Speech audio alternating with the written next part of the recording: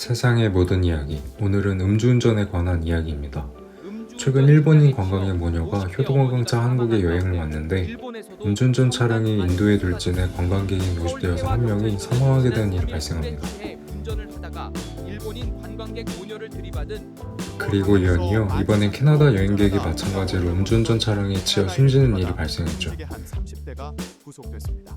서울 강남경찰서는 지난 3일 이 음주운전과 관련된 사건 사고는 한국 사회에 상당한 고질적인 문제인데 수년간 바뀌는 게 없습니다. 최근 5년간 집계된 자료에 따르면 음주운전 교통사고는 약 7만 6천 건이 발생했고요. 일평균으로는 매일 약 42건이 발생한다고 합니다. 같은 기간 동안 1161명 교통사고로 사망했죠. 근데 이 음주운전에 의한 사고의 가장 큰 문제점은 재범률이거든요. 재범률이 미쳤습니다. 무려 40%가 넘어요. 5년간 연평균 재범률이 약 43% 정도 되는데 적발자 5명 중 2명은 재범자가 된다는 소리거든요. 그리고 이 재범 수치를 다른 범죄랑 비교했을 때도 상당히 높은 수치예요. 다른 범죄의 거의 2배 정도 되니까요. 근데 여러분도 아시다시피 내가 만약 술을 먹고 운전하는데 갑자기 단속을 한다? 이게 생각보다 쉽게 걸리는 게 아니에요. 결국 음주운전 한 번 단속에 걸리게 된 건 실제 한 번만 음주운전을 한 게 아닐 가능성이 높다는 거죠. 이 점을 감안한다면 실제 음주운전하는 사람들이 밝혀진 수치보다 훨씬 더 많을 가능성이 높거든요. 근데 또 음주운전 처벌이 현재 약한 것도 아닙니다. 2018년 이른바 고 윤창호 사건으로 인해 윤창호법이 만들어졌고 실제 음주운전 처벌도 강화되었죠. 이 윤창호법이 뭐였냐면 2018년 카투사로 공부하던 윤창호 군이 휴가를 나왔는데 당시 면허 취소 수준인 혈중 알코올 0.18%의 음주운전 차량에 의해 횡단보도에 있었던 당시 보행자인 윤창호 군을 쳤던 사건이었습니다. 이 사고로 인해 당시 윤창호 군은 머리를 크게 다쳤었고 뇌사 상태에 빠져 그해 11월 9일 생을 마감하게 되었죠. 이를 계기로 고 윤창호법이 제정됩니다. 1법과 2법을 통해 적용 범위와 단속 기준을 강화하기 위해서였죠. 그런데 법까지 제정해가며 처벌 수위를 높였는데도 불구하고 2025년 11월 아직까지도 음주운전 차량이 활개합니다. 처벌 수위는 높아졌지만 재범률이 높은 이유는 사법 집행 현실 때문이거든요. 실제 처벌 수위는 높아졌지만 이 자료에 따르면 최종 선고 결과는 대부분 집행유예로 실형 선고 비율은 상당히 낮습니다. 근데 왜 이렇게 실형 선고 비율이 낮고 대부분 집행유예일까요? 저는 이 부분에서 개인적으로 재범률이 이렇게 높아질 수밖에 없는 게 아닐까 하거든요. 앞서 말씀드린 고 윤창호법 시행 이후 음주운전을 2번 이상 하게 되면 무조건 형을 더 무겁게 받는 2회 이상 가중처벌 조항이 생겼었습니다. 그런데 헌법재판소에서는 이 조항의 일부를 위헌이라고 판단했죠.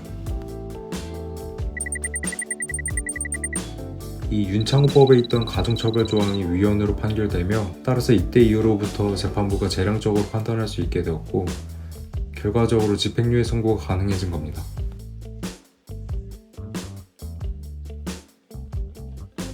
이렇기 때문에 사실 처벌 수위가 높아졌다고 해도 재범 억제 효과가 그렇게 크지 않았던 게 아닐까 싶거든요. 어차피 높은 확률로 집행유예를 받게 될 테니까요. 그리고 또 재범률이 높은 근본적인 이유는 술을 끊기가 정말 쉽지 않다는 점입니다. 이게 술을 습관처럼 마신 사람들에게는 술을 끊는다는 게 개인의 의지로는 쉽지 않거든요. 그래서 이 부분에서 현재도의 한계가 좀 드러납니다. 단순히 처벌 강화 자체만으로는 음주운전자들의 의존과 습관을 해결해주진 못하니까요. 근데 이 재범률을 국가별 자료로 정확하게 비교할 수는 없으나 우리나라가 압도적으로 높긴 하거든요. 그럼 이 재범률을 낮추기 위해서는 어떻게 해야 하냐? 다른 나라의 사례를 참고해보면 우리나라는 아직도 느슨하긴 합니다. 일본 같은 경우는 법 개정을 통해 음주운전자, 동승자, 차량 제공자, 주류 제공자에게도 자동으로 형사 책임을 부과합니다. 공모 및 방조형 책임으로 말이죠. 즉 운전자가 취했다는 걸 알면서 동승만 하더라도 처벌됩니다. 유럽 쪽에서는 인터록 장치를 통해서 재범률을 유의미하게 낮추고 있죠. 이 인터록 장치가 뭐냐면 쉽게 말해서 운전하기 전에 운전자가 음주 측정을 해서 혈중 알코올 농도가 일정 기준치를 넘으면 차량 시동이 걸리지 않도록 설계된 장치거든요. 이 인터록 장치를 사용한 인터록 제도의 효과는 상당히 큽니다. 한 연구기관에서 발표한 자료에 따르면 재범률을 상당히 낮춰주거든요. 다른 나라들의 사례를 참고해보면 우리나라의 현재 처벌은 처벌할 수 있는 최대 수위만 커졌을 뿐 그렇게 실효성이 있어 보이진 않죠. 재범률이 높은 마지막 요인으로는 현재 한국 사회에 아직도 만연해 있는 술에 대한 관용적인 문화입니다. 한국 사회에서 술은 일종의 사회활동이기 때문이죠.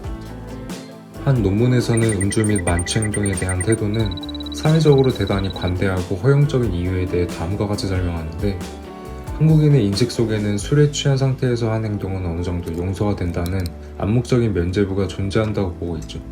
즉, 술을 마시면 의식이 정상이 아니기 때문에 내가 저지른 일탈 행동은 내 본심이 아니고 단지 실수라고 여기는 경향이 강하다는 겁니다. 또한 서구 사회는 법률과 규범 중심으로 책임의식을 강조하는 데에 비해 한국은 인간관계 중심의 유연한 도덕적 판단이 여전히 작동하고 있다는 점이 있죠. 즉, 법적 규제보다 인간관계의 조화를 우선시하는 문화적인 특성으로 음주로 인한 일탈 행동에 대해 사회적인 제재가 약화된다고 설명합니다.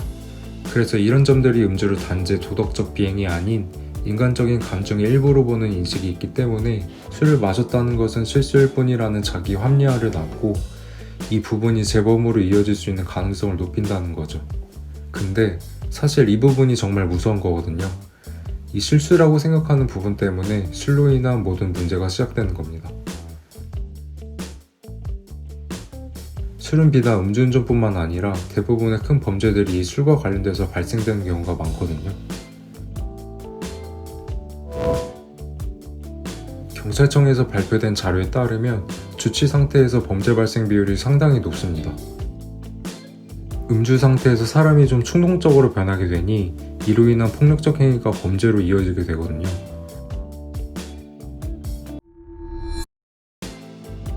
그래서 다시 음주운전 이야기로 돌아가자면 어떻게 해야 하느냐? 일단 사람들 인식이 바뀌어야 합니다. 음주운전은 살인행위랑 다름없다고 봐야 할 정도로요. 그리고 중요한 게 법정형만 강화할 뿐만 아니라 실제 실형 집행률도 높여야 해요. 백날 높게 선고해놓고 결국 집행유예 줄 거면 누가 음주운전하는 거 무서워할까요?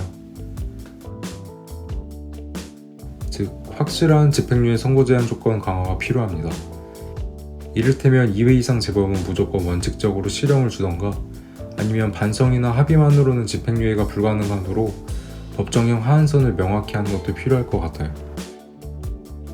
그리고 끝으로 현재 한국 법원에서는 사건별 양형은 공개되지만 누가 어떤 판결을 내렸는지는 공개되지 않는 현재 시스템 개선이 필요합니다.